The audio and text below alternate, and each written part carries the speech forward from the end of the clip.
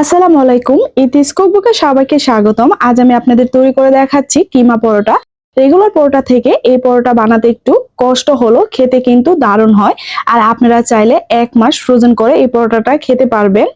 যাদের কাছে কিমা পরোটা ভালো লাগে কষ্ট করে আমার আজকের রেসিপিটি দেখে নিন। আশা করছি ভালো লাগবে। যদি ভালো লাগে ভিডিওতে একটা লাইক দিয়ে চ্যানেলটি সাবস্ক্রাইব করে পাশে থাকবেন। কিমা পরোটা তৈরি করার জন্য আমি একটা ডো তৈরি করে নিব। তার জন্য আমি এখানে নিয়ে নিচ্ছি ২ কাপের মতো ময়দা। আপনারা কেউ চাইলে কিন্তু এখানে আটা দিয়েও করতে পারেন। আর তার মধ্যে দিয়ে দিচ্ছি এখানে ৩ টেবিল চামচ রেগুলার তেল আর দিয়ে দিচ্ছি স্বাদ মতো লবণ। শুকনো উপকরণগুলো হাত দিয়ে আমি খুব ভালো করে মিশিয়ে নিচ্ছি। আর মিশানো হয়ে গেলে হালকা কুসুম গরম পানি দিয়ে আমি ডোটা তৈরি করে নিব। একবারে পানিটা দিব না।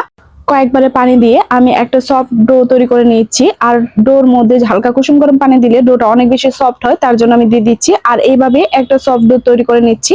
আর ডোটা তৈরি হয়ে গেলে আমি ৩০ মিনিটের জন্য রেস্টে দিয়ে দিব। আর তারপর আমি কিমার যে পুরটা সেটা তৈরি করে নিব। কিমা তৈরি করার জন্য একটা প্যানে আমি দিয়ে দিচ্ছি 1/3 কাপ তেল আর দিয়ে দিচ্ছি ১ কাপ পেঁয়াজ কুচি। আর পেঁয়াজগুলো এখন আমি ৫ থেকে ৬ মিনিট ভেজে নিব। একদম ব্রাউন করে ভাজবো না। ৫ থেকে ৬ মিনিট ভাজার পর যে কালারটা আসবে সেই কালার থাকা অবস্থায় আমি তার মধ্যে দিয়ে দিচ্ছি একটা তেজপাতা, ২টা এলাচ আর ১ টুকরো দারচিনি। আর তার মধ্যে দিয়ে দিচ্ছি ২ চা চামচ আদা রসুন পেস্ট। আমি একসাথে দুটোকে পেস্ট করে ২ চা চামচ ইউজ করছি। আপনারা চাইলে আলাদা করে ২ চামচ ইউজ করতে পারেন। আর এগুলোকে পেঁয়াজের সাথে ১ মিনিট ভেজে নিচ্ছি। আর মশলাগুলো এড করব, তার জন্য অল্প পরিমাণ পানি দিয়ে দিচ্ছি। আর এখন গুঁড়ো মশলাগুলো ইউজ করব। তার মধ্যে রয়েছে হলুদ, ধনিয়া, জিরা আর মরিচের গুঁড়ো আর রয়েছে গরম মশলার গুঁড়ো। আমি সবকিছু হাফ চামচ করে দিয়েছি। আর মশলাগুলো আমি এমন ভাবে ইউজ করছি যেন ছোট থেকে বড় সবাই এটা খেতে পারে। যারা ঝাল কম পছন্দ করে বা বাচ্চারাও খেতে চায় তারা যেন খেতে পারে, এর জন্য মশলাগুলো আমি হাফ চামচ করে ইউজ করেছি। আপনারা যদি কেউ বড়রা ঝাল বেশি পছন্দ করেন তাহলে এখানে ১ চামচ করে সব মশলা ইউজ করবেন। আর এই মশলাগুলো আমি ২ থেকে ৩ মিনিটের মতো কষিয়ে নিব। আর তার মধ্যে আমি কিমাগুলো দিয়ে দিচ্ছি। আমি এখানে ২ কাপ কিমা ইউজ করছি। আমার কিমার পরিমাণটা যেহেতু বেশি তার জন্য আমি কিন্তু পেঁয়াজ কুচিটা একটু বেশি অ্যাড করেছিলাম। আর দিয়ে দিচ্ছি স্বাদ মতো লবণ। যেহেতু আমি মশলার সাথে লবণটা দেইনি তার জন্য এখন দিয়ে দিচ্ছি। আর এখন মশলার সাথে কিমাটা খুব ভালো করে মিশিয়ে নিব। আমি একটা মুরগি ২টো বুকের পিস ইউজ করেছি। আপনারা চাইলে একটাও করতে পারেন। আর কেউ চাইলে ১ কাপ কিমার সাথে ১ কাপ আলু সিদ্ধ ইউজ করতে পারেন। আমি শুধু কিমা দিয়ে আজকে এই কিমা পরোটাটা করে দেখাচ্ছি। আর এইভাবে মশলার সাথে খুব ভালো করে মিশিয়ে নিচ্ছি। আমি মুরগির বুকের পিসগুলো ব্লেন্ড করে তারপর কিমাটা তৈরি করে নিচ্ছি। কারো কাছে যদি ব্লেন্ডার না থাকে পাটায় বেটেও কিন্তু এই কিমাটা তৈরি করে নিতে পারেন। মশলার সাথে খুব ভালো করে কিমাটা মিশিয়ে নেওয়ার পর তারপরে আমি হাফ কাপের মতো গরম পানি এড করছি। যেহেতু মাংস থেকে অনেকটা পানি বের হবে আর কিমাটা সিদ্ধ হতে বেশি টাইম লাগবে না, ১০ মিনিটের মতো সময় লাগতে পারে কিমাটা হতে। তার জন্য আমি ঢাকনা দিয়ে রেখে দিচ্ছি। ঢাকনা খুলে মাঝে মাঝে একটু দেখে নিবেন যেন নিচ থেকে লেগে না যায়। দেখতে পাচ্ছেন পানি কিন্তু অনেকটা বের হয়েছে। এই পানি দিয়ে কিন্তু কিমাটা রান্না হয়ে যাবে। আর তার মধ্যে আমি দিয়ে দিচ্ছি একটা কাঁচামরিচ, দিয়ে দিচ্ছি ২ টেবিল চামচ ধনিয়া পাতা, তাহলে ফ্লেভারটা ভালো আসে। কেউ না চাইলে কিন্তু স্কিপ করতে পারেন, আর চাইলে দিতে পারেন। আর সবকিছু মিশিয়ে এখন কিমাটাকে শুধু ভেজে নিব, তাহলে কিন্তু রেডি হয়ে যাবে। বেশি সময় লাগে না, ১০ মিনিট হাই হিটে কিন্তু কিমাটা এখন আপনারা ভেজে নিতে পারেন। দেখতে পাচ্ছেন পানি কিন্তু সম্পূর্ণ শুকিয়ে গিয়েছে, আমার কিমাটাও কিন্তু হয়ে গিয়েছে। আর তার মধ্যে থেকে এলাচ, দারচিনি আর তেজপাতাগুলো তুলে ফেলে দিবেন। আমার কিমা কিন্তু একদম রেডি। এখন আমি পরোটাটা বানিয়ে নিচ্ছি।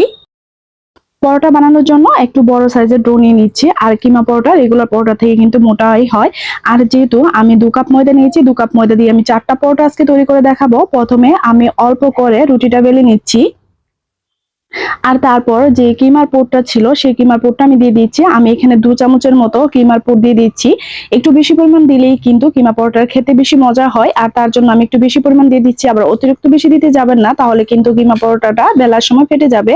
আর তারপর এভাবে আমি মুখটা বন্ধ করে দিচ্ছি। এখন হালকা হাতে চেপে আমি কিমা পরোটাটা বানিয়ে নিব। আর বেলার সময় একটু সাবধানতার সাথে বেলতে হবে যেন পুরটা ভিতর থেকে বের হয়ে না যায়। আর এই জন্য একদম হালকা ভাবে চেপে এই পরোটাটা তৈরি করে নিতে হবে। আপনারা চাইলে হাত দিয়ে চেপেও কিন্তু এই পরোটাটা বানিয়ে নিতে পারেন। আর এইভাবে কিন্তু আমি পরোটাটা বানিয়ে নিচ্ছি। আর রেগুলার পরোটা থেকে কতটা মোটা হয় আপনারা দেখে একটু বুঝে নিচ্ছেন। আর যেহেতু এটার ভিতরে অনেক বেশি পুর থাকে তার জন্য একটু মোটা করেই করতে হয়। আর আপনারা চাইলে এইভাবে বানিয়ে কিন্তু ১ মাস ফ্রোজেন করে এই পরোটাটা খেতে পারেন।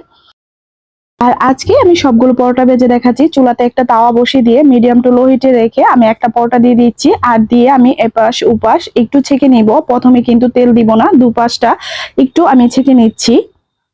দুপাশ ভালো করে ছেঁকে হয়ে গেলে তারপর আমি গুঁড়ি গুঁড়ি তেল দিয়ে নিচ্ছি। আর চুলার আঁচটা মিডিয়াম টু লো হিটে রেখে পরোটাটা ভেজে নিবেন, তাহলে দেখবেন কত সুন্দরভাবে ফুলতে শুরু করবে। আর এইভাবে কিন্তু সবগুলো পরোটা একদম ফুলকো ফুলকো হবে, উপর থেকে ক্রিস্পি আর ভিতর থেকে একদম সফট হবে। সেম ভাবে কিন্তু আমি সবগুলো পরোটা বেজে নিব। আশা করছি আপনারা বুঝতে পেরেছেন। আর এইভাবে কিন্তু মজাদার পরোটাটা আপনারা বাসায় বানিয়ে নিতে পারেন যখন ইচ্ছে তখন। আর বাসায় গেস্ট আসলে আপনারা যদি ফ্রোজেন পরোটাটা তৈরি করে রাখেন তাহলে কিন্তু ভেজে দিতে পারেন বিকেলের চায়ের সাথে।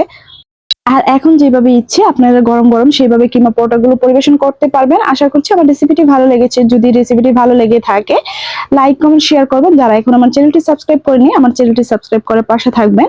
আর যারা আমার ফেসবুক পেজ থেকে দেখছেন আমার পেজটিতে লাইক এবং ফলো দিয়ে রাখবেন। ধন্যবাদ সবাইকে আমার আজকের রেসিপিটি দেখার জন্য।